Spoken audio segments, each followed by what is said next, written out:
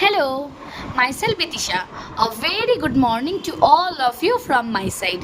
আজ তো সানডে, আর সানডে মানে রুটিনটা একটু অন্যরকম, যেহেতু অফিস থাকে না। সানডে মানে একটু দেরিতে ঘুম থেকে ওঠা, তারপর ফ্রেশ হতে যাওয়া, তারপর মর্নিং ড্রিঙ্ক।